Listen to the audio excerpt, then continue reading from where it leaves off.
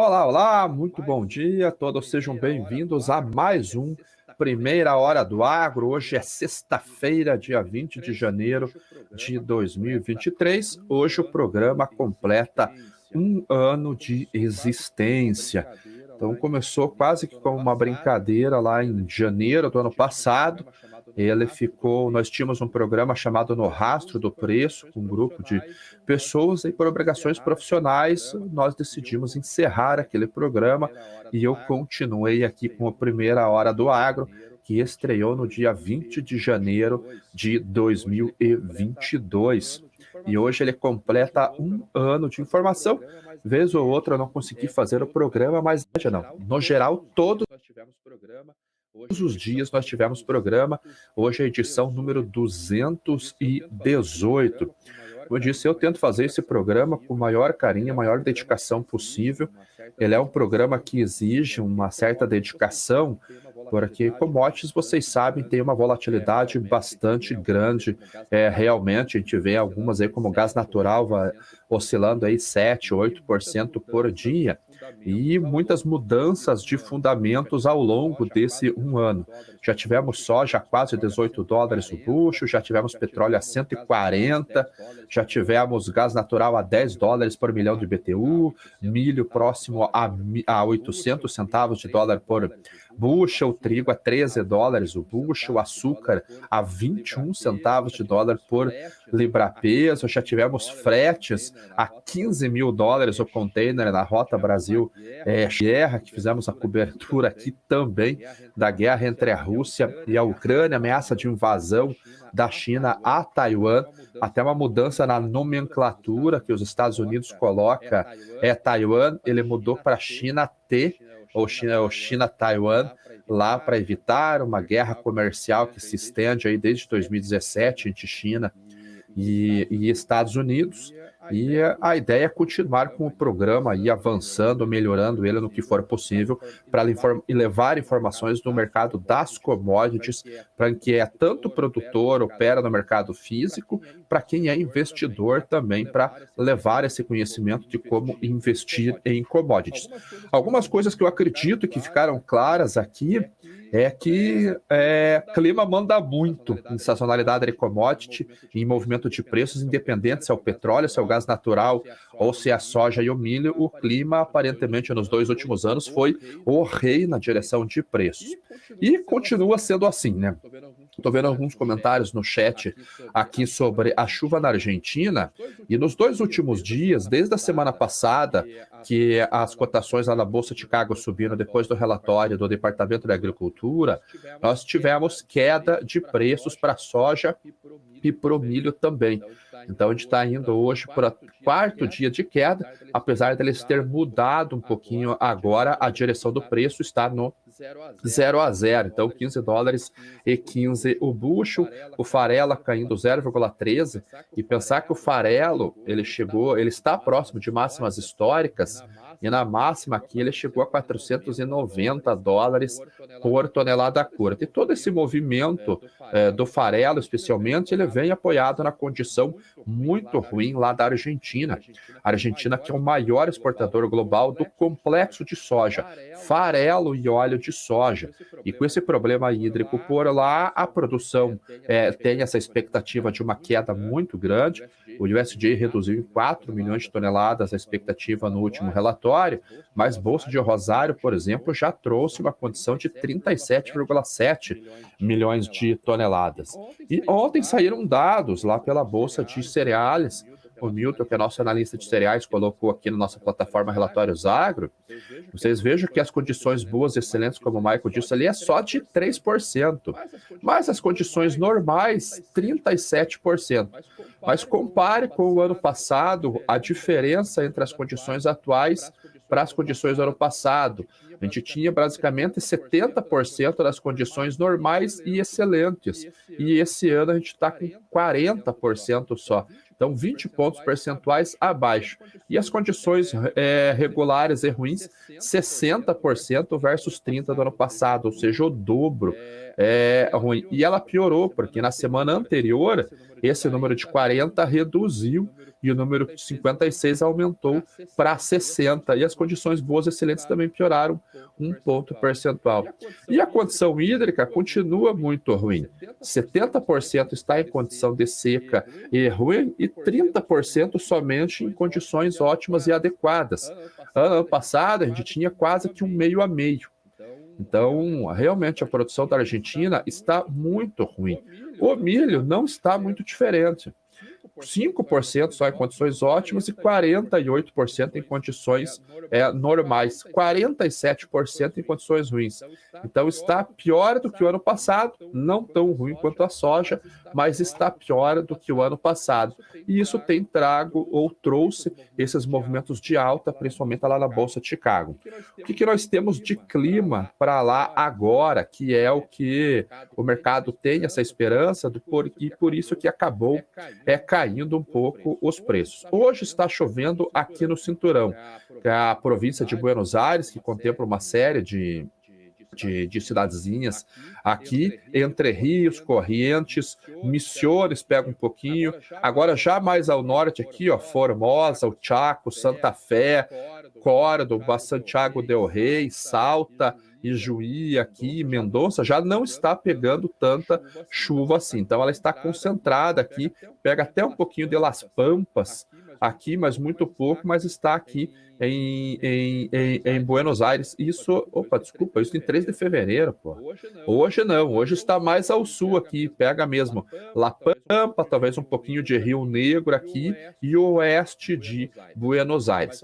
Mas a expectativa até de tempestades por lá que está trazendo um certo alívio nas cotações. Você vê que ela vai para o leste, para o Uruguai que ano passado dobrou o número de vendas para a China, enquanto o Brasil e Estados Unidos reduziu, o Uruguai dobrou, sai de 800 mil toneladas para 1,7 milhão. Agora, já amanhã, dia 21, já vem uma chuva aqui, pegando desde San Juan, La Rioja, Córdoba, Santa Fé e Buenos Aires e o sul de Entre Rios. Ele não chega a Corrientes, mas esse aqui é o cinturão agrícola. Então precisa realmente de chuvas. A chuva vai embora no domingo, na segunda, mas já começa a vir um outro sistema de chuvas já na próxima semana. Pega um pouquinho aqui de Buenos Aires, uma chuva muito pequena, mas ao norte aqui do cinturão, mas você vê que no final do mês tem alguma chuva. E aí, nisto que os modelos climáticos hoje, que o mercado está se apoiando, na verdade, para ter essa redução nas cotações, nos preços lá da Argentina. Olhando os mapas aqui, os modelos de anomalia de precipitação, a gente vê que realmente aqui no sul, vindo aqui desde Santa Cruz até aproximadamente Buenos Aires, a gente tem uma umidade já nos próximos 5 dias. Até esse modelo aqui europeu, ele mostra subindo um pouquinho até Córdoba, aproximadamente. Já entre 6 e 10 dias, a umidade sobe. Então é nisso daqui que o mercado olha para ter uma esperança de uma leve melhora nas condições de lavouras. E entre 11 e 15 dias, a gente vê que o sistema já volta a ficar um pouquinho mais seco. Temos que torcer para que o país volte a ter uma condição um pouquinho mais favorável com relação ao clima. Então hoje, mais ou menos no 0 a 0, os primeiros vencimentos mais longos, uma queda, mas muito leve, farelo caindo, óleo subindo em cima do petróleo, milho caindo um pouquinho, 0,48. Aqui no Brasil também o milho está bem travado na B3, a gente está no finalzinho da temporada, o Brasil pode chegar com 48 milhões de toneladas de exportação, prestes a tomar a liderança dos Estados Unidos na exportação do cereal. O trigo já tem um relatório um pouquinho mais baixista, a Rússia segue exportando, a gente tem que esperar condições de lavoura dos Estados Unidos, já comentei com vocês essas condições. E o cafezinho que subiu, ele voltou a ficar naquele 0 a 0, naquele que não sai do lugar, vai, não vai, 153,5 centavos de dólar por libra-peso. Aqui no relatório Agro também do café, o Vicente colocou os estoques da GCA, a Green Coffee Association, e caíram só 12 mil sacas. Então, quase no 0 a 0. Os estoques aqui no dia 31/12 estavam em 6,3 milhões de sacas, 6,37 milhões de sacas, e um mês antes 6,39. Então, 12 mil sacas de queda mostra que a demanda está lá, mas não teve grande alteração. Então, o mercado também deve aguardar aí o desenvolvimento das safras brasileiras para tentar melhorar um pouquinho esse ânimo aqui com relação ao café. Já o petróleo subindo mais um dia de alta para o petróleo. E olha que ontem saíram dados de estoques de petróleo e acabou vindo uma alta maior do que o mercado esperava novamente. O mercado esperava uma queda de 500 mil barris no estoque de petróleo cru e veio uma alta de 8,4 milhões. Na semana anterior já tinha vindo uma alta de quase 19 milhões. Agora, estoque aumentando e petróleo caindo, o que está acontecendo? A esperança era a reabertura da China. E a alta só não é maior porque as grandes compras da China estão vindo no mercado spot da Rússia, que está fora do radar. Eu já mostrei no programa especial aqui como que está sendo essa dinâmica de negociação do petróleo. Então, a demanda continua se apresentando, a China tem comprado petróleo, mas não está impulsionando tanto as cotações porque as compras delas estão fora do radar. E ontem saiu uma notícia que pode mudar um pouquinho a dinâmica, ou pelo menos abrir um precedente nas negociações. Os sauditas venderam petróleo para a Gana com pagamento em ouro. Então, desde o fim do acordo de Bretton Woods, lá na década de 70, que o dólar perdeu o lastro com o ouro, e foi uma briga geopolítica lá entre o PEP, né? O PEP surge ali, mas os países ali, principalmente a Arábia Saudita com os Estados Unidos, foi a primeira negociação. Então, abre um precedente realmente. Eu não sei, mas parece que o mercado está tentando derrubar a hegemonia norte-americana nessas tranches aqui de petróleo. Hoje o DXY subindo um pouquinho, 0,10%, mas você vê que já está em 102 pontos, caiu bastante, e isso acaba sendo favorável para as commodities, até o mercado espera um soft landing. Agora vocês querem ver uma notícia? Eu vou deixar vocês julgarem a notícia. O açúcar, ele está sustentado no curto prazo porque a Índia realmente está com problema de produção. E aqui fala nessa matéria que dificilmente eles vão aumentar as cotas de exportação. Ano passado, 11 milhões de exportação, esse ano o governo liberou 6 milhões. E alguns altos funcionários dizem que não há espaço para aumentar permitir nem mesmo exportações adicionais de 1 milhão de toneladas. Um outro funcionário que pediu para não ser identificado. Então deve ficar esses 6,1 milhões de toneladas por problemas climáticos. E nisso sustenta o açúcar. O cuidado que eu digo é só nesse spread aqui, que ele está muito grande entre março e maio. Então há uma restrição de oferta muito grande aqui. Aqui a curva já volta para o carrego, então tem que tomar cuidado com o movimento mais lá na frente. Eu sou baixista, ou agora eu perdi um pouco o otimismo com a baixa, se é que existe esse acordo, lá pro meio do ano, porque eu acho que vai ter uma safra muito grande, mas a Índia trouxe o negócio. A Europa é um grande produtor de açúcar, né? A França é o maior produtor agrícola da Europa e eles produzem muito açúcar da beterraba. O que a França mais reclama no mundo aqui do Brasil? Qual que é a principal reclamação francesa com relação ao Brasil? É o desmatamento, é o uso de agrotóxico, a gente está bebendo copos de pesticidas, de glifosato por lá, e isso tem causado câncer, e vem toda aquela história querendo sancionar compras do Brasil devido ao uso de defensivos agrícolas. E olha que matéria interessante essa daqui. Isenção francesa de pesticida de beterraba suspensa por decisão da União Europeia. Ou seja, havia uma decisão suspendendo o uso de alguns determinados pesticidas químicos, de neonicotinoides, está aqui, e há 2 anos a França conseguiu uma licença especial para usar esse pesticida. E agora a União Europeia proibiu a França de usar aquilo que ela já proíbe o uso aqui do Brasil. E eles estão reunindo com outras traders, outros fabricantes de açúcar, para tentar ver qual é a solução, muito possivelmente entrando na justiça contra a União Europeia, para conseguir a liberação. Por quê? Porque, do contrário, a produção de beterraba e a produção de açúcar podem cair. Nossa! Ou seja, proíbe aqui no Brasil e libera para eles lá, né? Bem legal os franceses. E falando da China, a China está reabrindo. Hoje começa o feriado lá na China, feriado de primavera. A bolsa já vai fechar agora, vai voltar só dia 27. Espera-se viagens ali no período total em torno de 2 bilhões de pessoas viajando lá na China. E o mercado ele tem se animado com relação a preços de commodities metálicas, que é um bom termômetro para nós vermos a saúde da China. Então, hoje, o minério de ferro lá da China está subindo mais uma vez. Pô, a China reabrindo mais um dia de alta. Lembra que eu falei da alta do minério, mostrei para vocês a alta do minério de ferro ontem e acabou subindo a Vale, né? A Vale fechou com uma alta ontem aqui de 0,43%. Hoje, grande possibilidade desse movimento se estender. Vocês têm acompanhado também que cotações de cobre também têm subido e tem animado um pouquinho o mercado. E ontem eu mostrei para vocês que o cobre tem feito um movimento de alta aqui. A gente vê aqui o movimento de alta, mas tem que tomar cuidado com essa análise.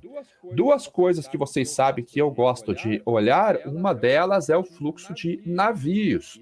E hoje nós tivemos no Baltic Exchange mais uma queda para o índice de transporte de minério de ferro, de 19,3%.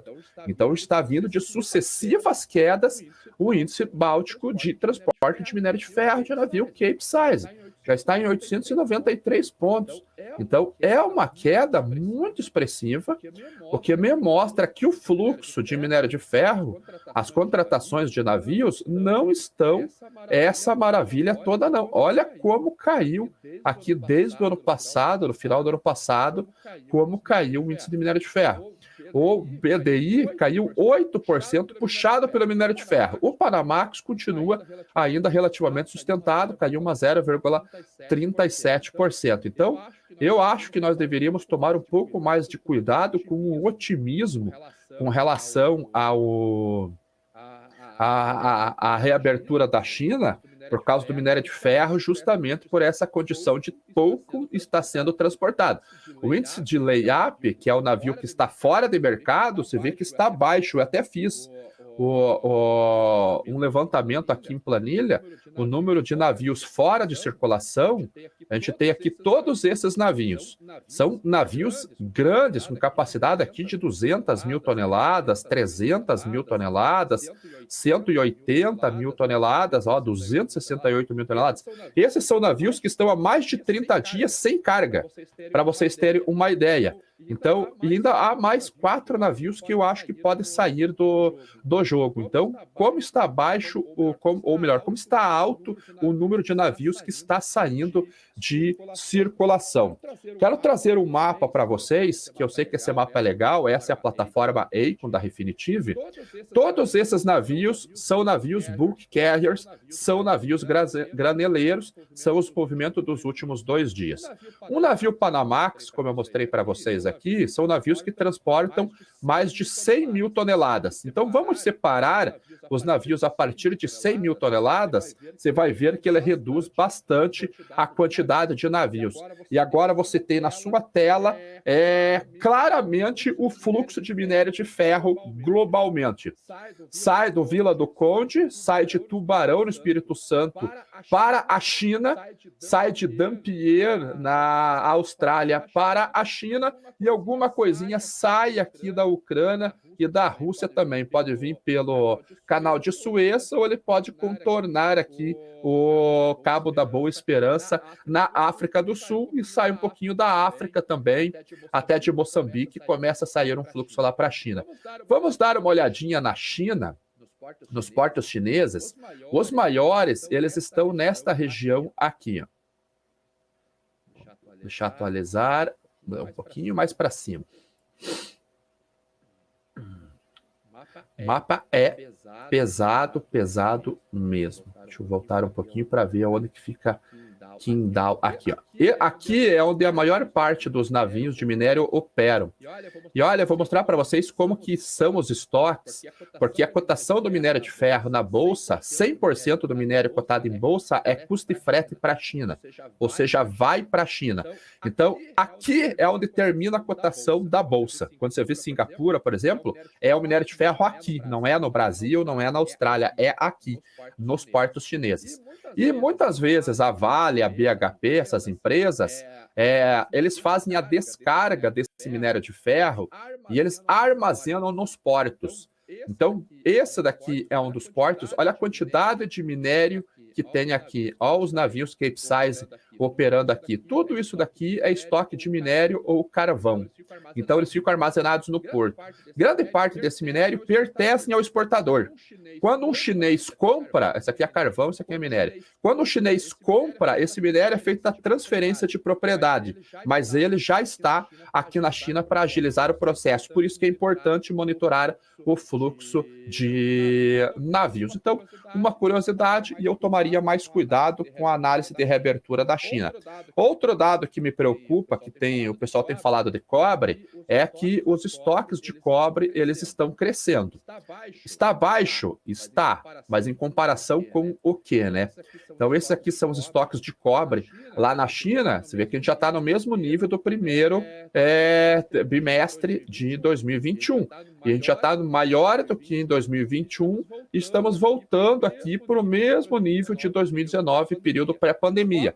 Cobre subiu bastante? Subiu. E qual que é o outro indicador que eu gosto de monitorar, e vocês sabem disso? O prêmio do mercado físico. Lá é a demanda por mercado físico. Aqui não tem especulação, a não ser que o investidor queira comprar cobre realmente para usar. E olha como o prêmio caiu de cobre. Ou seja, o derivativo subiu porque o investidor ficou animadão, mas a indústria não tem demandado tanto cobre assim. Então, o prêmio para importação está sendo negociado em mínimas ali desde o início de 2022. Então, eu ficaria um pouquinho mais atento com relação ao otimismo da reabertura da China. Agora, o assunto que nós vamos falar hoje é o do boi. Boi que subiu bastante nos últimos dias por causa das notícias de habilitações de frigoríficos para a Indonésia e reabertura de frigoríficos para a China. E ele fez um rally, saindo de 270 e alguma coisinha para quase 300, né? Bateu 277 na máxima. Só que eu não vou falar do boi, porque eu vou trazer o cara que mais entende de boi ali em Tupi, além de usineiro também é pecuarista, e ele criou um índice para monitorar o preço da picanha. Desde a campanha eleitoral, ficou a notícia da picanha, as brincadeiras na internet, e ele criou o índice picanha, o famoso IPICA. E tá aí o homem, Giroto. Leandro Giroto, ia falar galo cego, mas é melhor não falar, né? Bom dia, Ale. Primeiro, meus parabéns pelo programa de 1 ano. Eu participei do programa número 100 também. E dizer que o pessoal que acompanha a gente aí, que desde a década de 80, lá no ano 2000, quando começou, né, aliás, depois do Clubhouse, quando a gente começou a gravar, que o negócio começou indo, e agora o homem tá famoso, já tá até na TV. Bom, assunto do boi. Assunto do boi o boi só vira assunto quando tem esses rallies e essas coisas, senão ninguém lembra do boi. Ale, mercado de boi, depois mercado de carne, né? O mercado de boi do Brasil já vinha num desânimo evidente aí, que o gráfico mostrou, já 7, 8 meses caindo a conta gotas, né? Isso aqui é o pior, que a vol baixa, só que o mercado segue caindo a conta gota. E aí nós tivemos essa notícia de reabertura de algumas plantas, inclusive a maior planta do Brasil, da JBS, que é a planta de Mozarlândia, que era a joia da coroa, que todo mundo estava esperando reabrir, porque dado a capacidade de abate e exportação dessa planta. E também uma notícia de plantas habilitadas para a Indonésia, mas essa da Indonésia aí o título é mais bonito do que a matéria, porque a Indonésia compra 1% do que o Brasil vende de carne. Então, assim, é irrisório o volume que a Indonésia importa do Brasil. A China não, já é um volume absurdamente alto. Para qualquer commodity que ela venha comprar em qualquer país, ela compra absurdamente alto. Então, esse dia até eu estava conversando com um amigo que estava questionando que é nocivo esse tipo de tamanho que a China tem em relação aos seus países que ela negocia. O problema é que a China ela é 7, 8 vezes maior do que os países que ela negocia.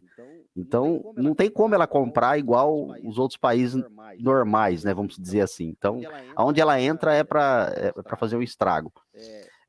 De primeiro momento, os futuros reagiram muito bem, até porque o mercado estava numa situação de preço que estava baixo demais, o futuro estava abaixo até do que o físico, e aí animou. O mercado puxou para cima tal, mas ainda não sai boi aqui nesses preços. Por quê? Porque a oferta de fêmea ainda é grande, e a vaca, a fêmea, é o gado que alimenta o Brasil. Então, é um gado mais barato. Então, para chegar nesses preços aí, precisa de prêmio China, né? Que é o gado que sai para fora. E esse gado, ele, em 2023, a oferta dele vai ser razoavelmente alta. E aonde que entra o maior complicador da história?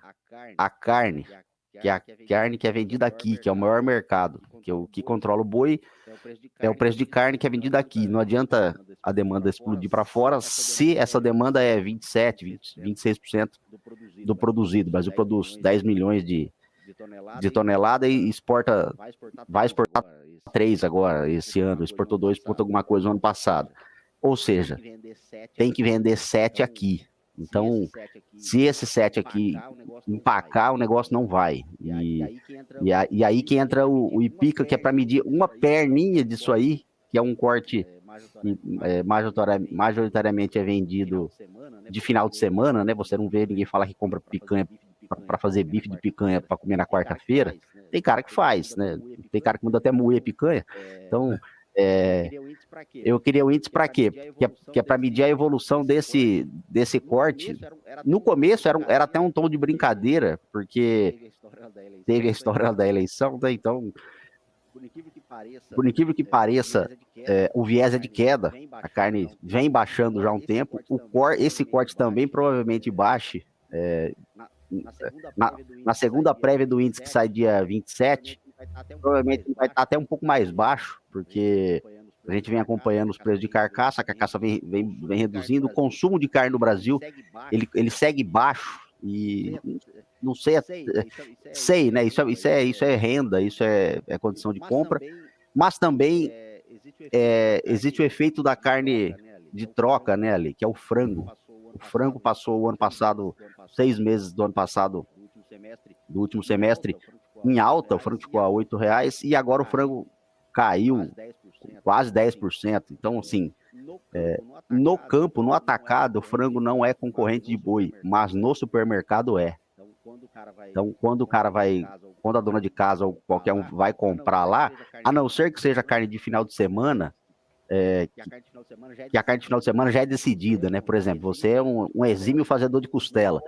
Não importa se a costela tiver 25, 30 ou se ela tiver 70. Você vai comprar a costela porque você vai fazer no fim de semana. E nesse dia você não está ligando para o preço. O frango pode estar R$2. Você não vai comprar o frango para fazer no chão.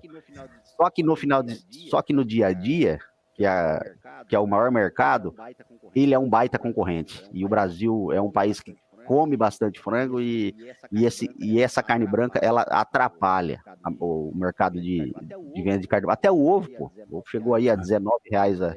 Então, até o ovo deixou de ser o substituto, e o frango voltou a ser o maior substituto da mistura barata. No Brasil tem esse termo, né, de mistura. Então, o IPICA veio para mostrar como que vai ser esse corte. As regras são para picanha até de 1,5 kg, não pode ser uma picanha muito maior que isso e nem muito menor. Então tem que ser uma picanha de até 1,5 kg. A pesquisa é feita sempre em loco.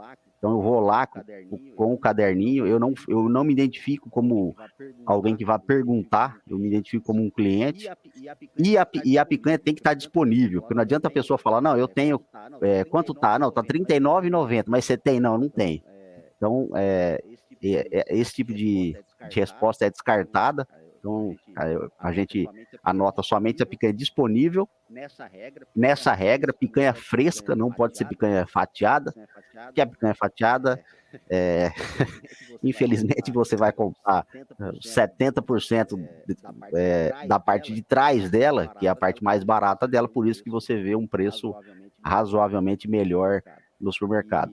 E assim, eu já tive até algumas propostas de patrocínio de açougue, mas também não pode haver patrocínio de açougue, porque senão fica enviesado, né? Senão como que eu vou receber o patrocínio em picanha e eu vou falar que a picanha do açougue do cara é mais barato? Então, eu faço essa pesquisa sempre de terça, quarta e quinta. Isso tem um porquê também, que é onde se vende menos esse tipo de carne, então eu prefiro que a carne tenha menos impacto de demanda, né? Se você for no sábado de manhã pesquisar picanha, provavelmente não vai ter a picanha de açougue pequeno, e se tiver, o cara pode dar uma sacaneadinha. Então, eu vou de terça, quarta e quinta, para não pegar também a sacanagem de letreiro digital, que alguns lugares que tem letreiro digital de preço, pode ser que altere aos fins de semana. Não é uma regra, tá, gente? Tô acusando ninguém de fazer isso, não, mas pode ser que isso aconteça. Diferente daquele açougue raiz lá, que tem aquelas letrinhas amarelinhas assim, porque aquele lá não tem como mudar, então o cara deixa o preço lá a semana toda, ele muda à noite, então não há esse problema. Então, o índice picanha veio, já teve a primeira prévia na semana passada, 68,80 foi a média de picanha São Paulo. Vamos ver o que vai sair no próximo dia 27 aí. Por causa do horário, eu vou responder a pergunta só do Fabiano, que esse índice leva em consideração os preços somente da região onde você mora. Isso pode dar alguma discrepância no cenário nacional ou é só para ver o percentual de variação de preços? Eu uso 4 cidades da região noroeste de São Paulo. Então, há uma diferença, e se você for comparar com o índice nacional, há uma diferença. Se você vai achar preços diferentes no Paraná, Goiás, você vai achar preço diferente, e nos extremos, né? Acre, Amazonas também você vai ter uma diferença de preço. Mas o índice, por que eu uso São Paulo? Além de eu estar aqui, e porque o CPE é São Paulo, né? Para preço de boi e para preço de carcaça. Então eu meio que uso isso aí para tentar usar isso aí como parâmetro. Se baixar, se subir aqui, provavelmente vai mexer no âmbito nacional. Então beleza. Então vem outro dia aí para a gente falar melhor por causa do horário já. Passamos um pouquinho, mas a gente faz uma live aí só para falar do cenário do boi. Então agradecer por ter vindo aí comentar rapidamente sobre a índice picanha. Então, a cada 15 dias sai o IPICA, a parte do prêmio do preço de R$ 68,80 e vamos ver a variação que vai ter a cada 15 dias. Em um ano, a gente vê se subiu ou desceu o preço. É isso aí. O pessoal aí só teve uma pergunta aqui, aí o pessoal não teve muita pergunta. Só deixar o like, pessoal, por favor. É a única maneira que o YouTube entende alguma relevância. Sardinha Mutante perguntando de Petsy 3, aí vamos deixar para o pre-market ali, que eu falo só de commodities. E voltamos na segunda-feira, o mercado um pouquinho mais lento, porque a China vai estar em feriado. Então, obrigado, Giroto, e todos tenham um ótimo fim de semana. Para vocês aí, um abraço.